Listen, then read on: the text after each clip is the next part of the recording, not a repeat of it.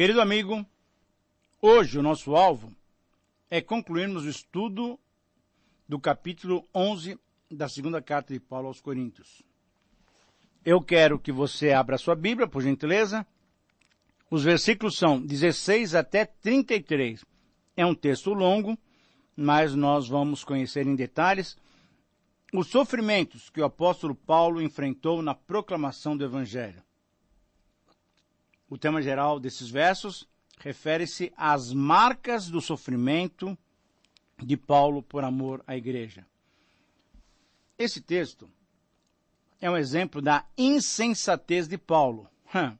Na verdade, ele jamais se defenderia dessa maneira, com argumentos carnais, tentando se exaltar.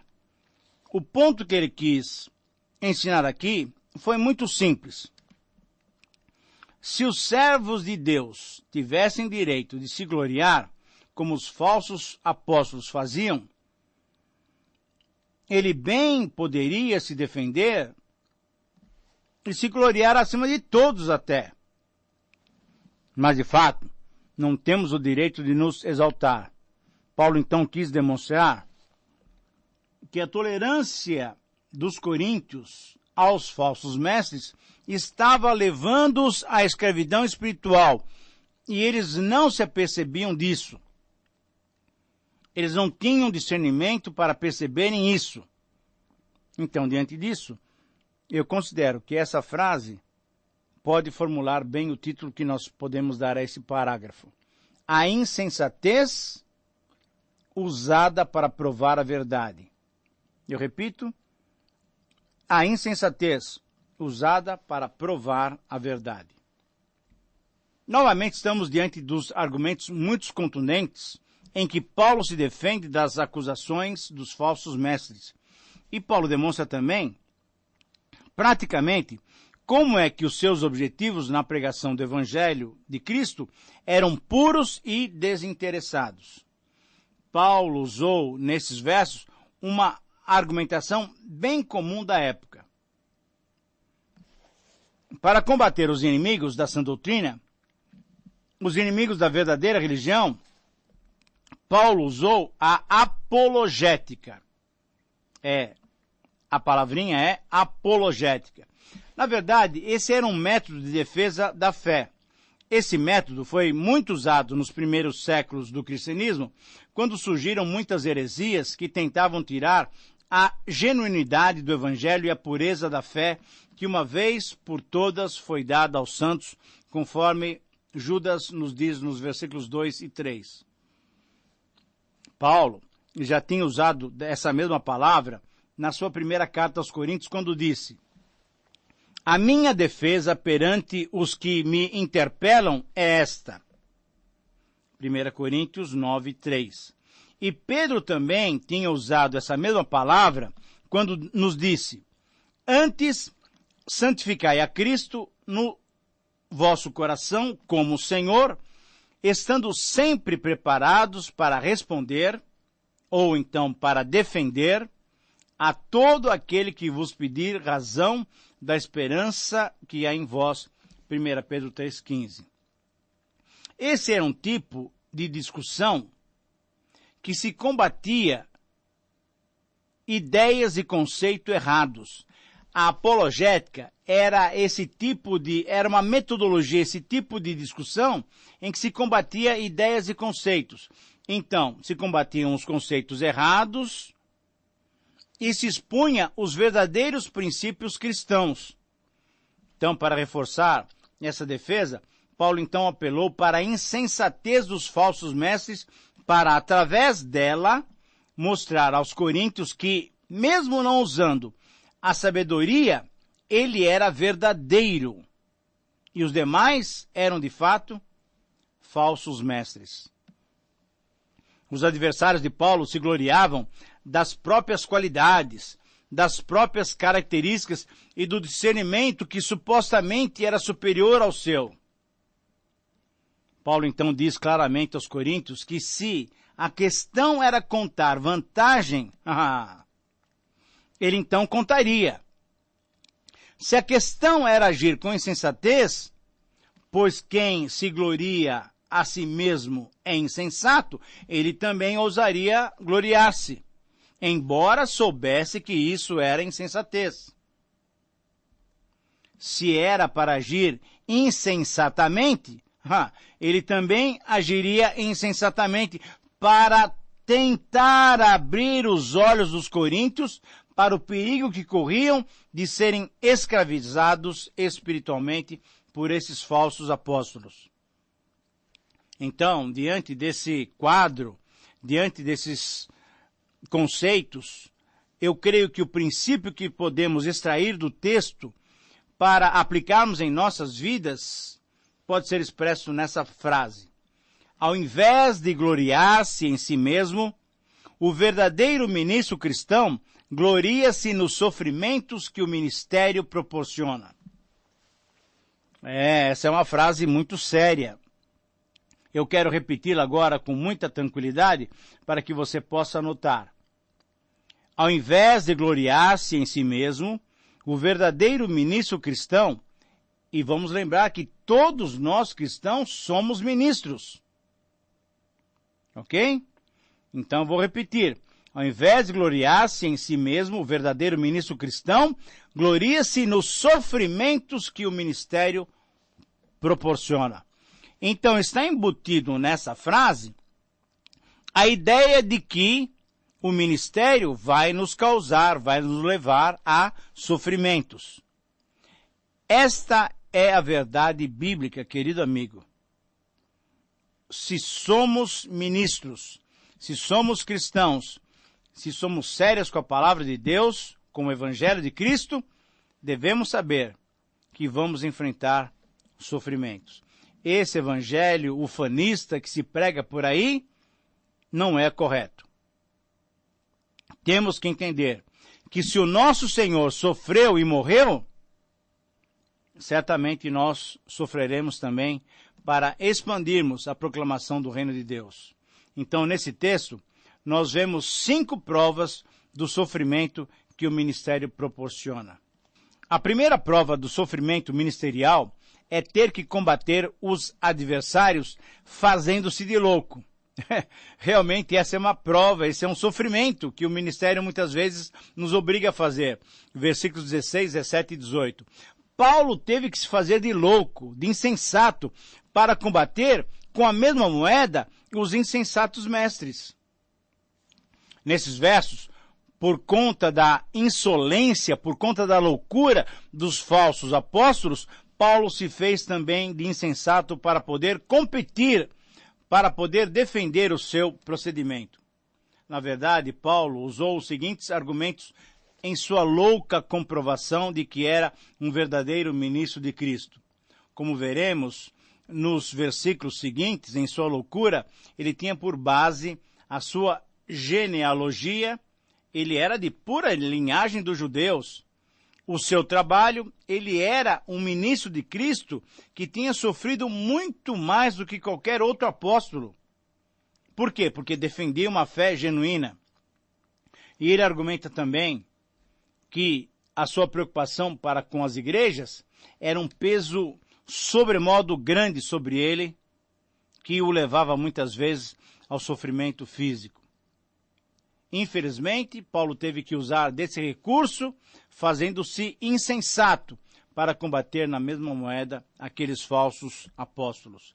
A segunda prova do sofrimento ministerial é ter que advertir contra a tolerância com os falsos. Nos versículos 19 a 20, Paulo, não abusando da sua autoridade apostólica, apresentou ironicamente a autoridade sensata dos falsos apóstolos. Mas, ao mesmo tempo, ele teve que ser duro com os coríntios, mostrando-lhes como estavam sendo tolerantes, como estavam sendo ingênuos, como estavam sendo crédulos, recebendo e aceitando aqueles falsos apóstolos, mensageiros que eram de Satanás. Isso é muito grave. Eles não tinham essa percepção, não tinham um discernimento de que eles estavam enfrentando mensageiros de Satanás. A terceira prova do sofrimento ministerial é ter que mostrar as marcas causadas pelas injustiças no decorrer do ministério. Versículos 22 a 27 são tremendamente importantes. Paulo teve que demonstrar as suas credenciais de apóstolo. E as credenciais do apóstolo Paulo eram as credenciais daquele que o tinha chamado para o ministério. Jesus sofreu e morreu por nós, e nós devemos estar prontos para sofrer e morrer por Jesus. Nesses versos é possível notar que os falsos mestres se gabavam de 3 credenciais para estarem ali com autoridade.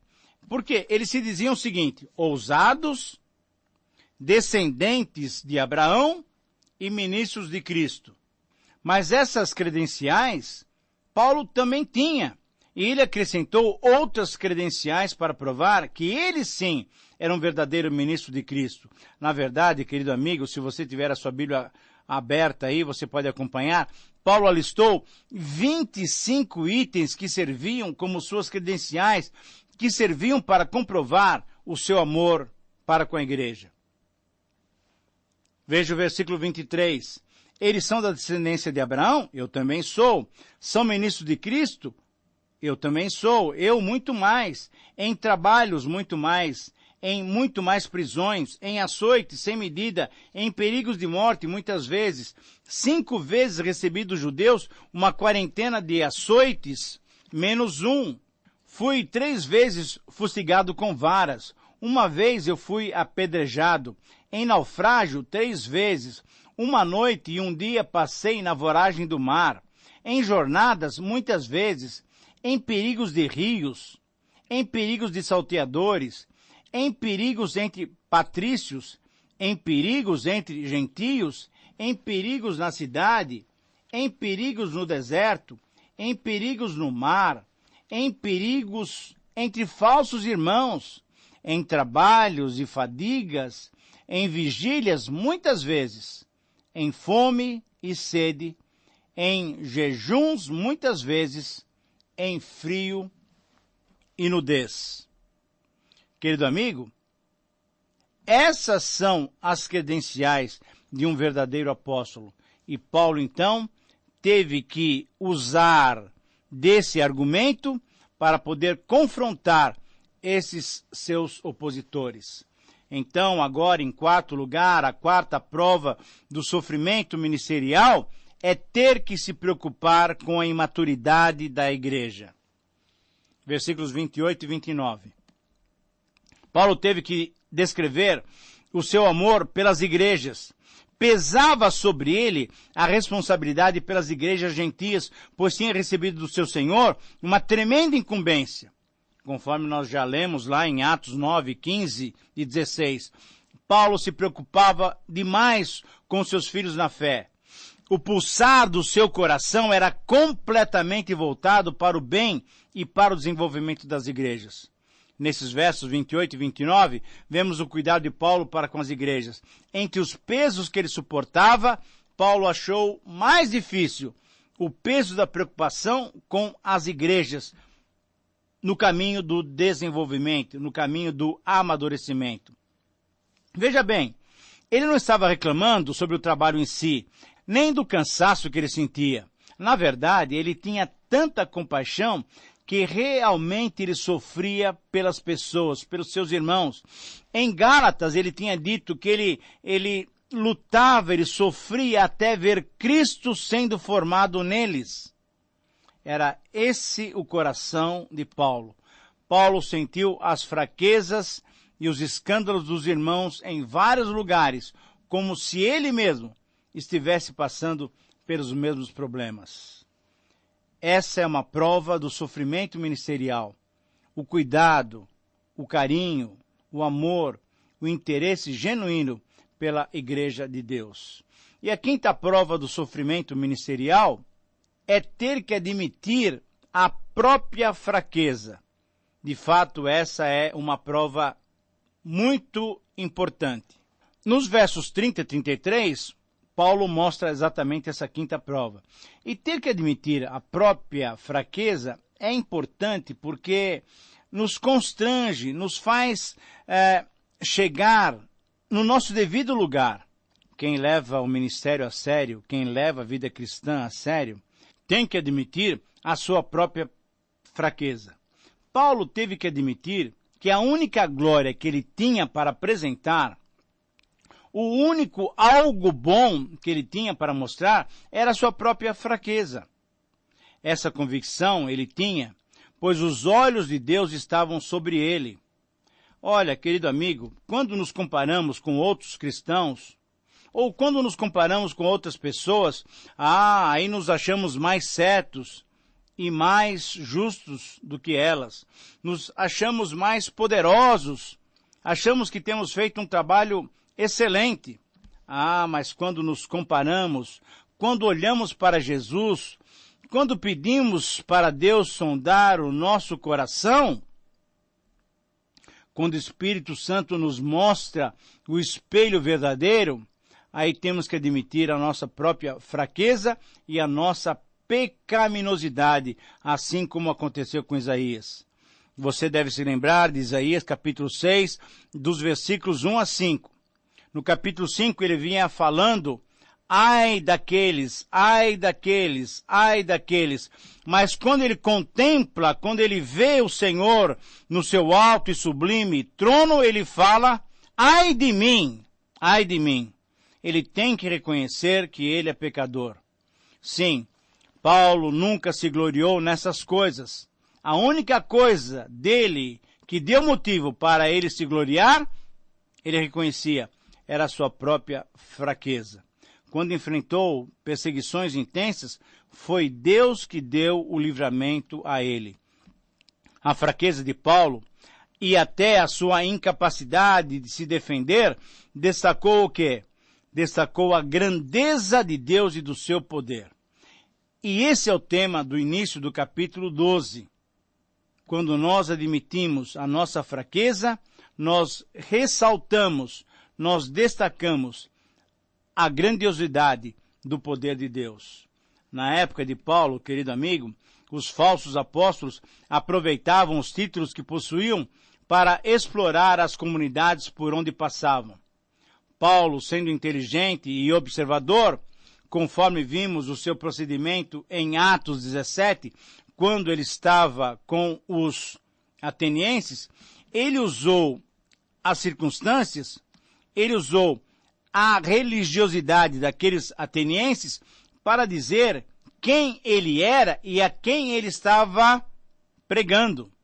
Paulo colocou os holofotes não na sua pessoa, mas colocou os holofotes na pessoa daquele Deus que os atenienses não conheciam. Eu quero lhes falar sobre o Deus desconhecido. Paulo, nesse texto, apresentou então as suas credenciais como apóstolo.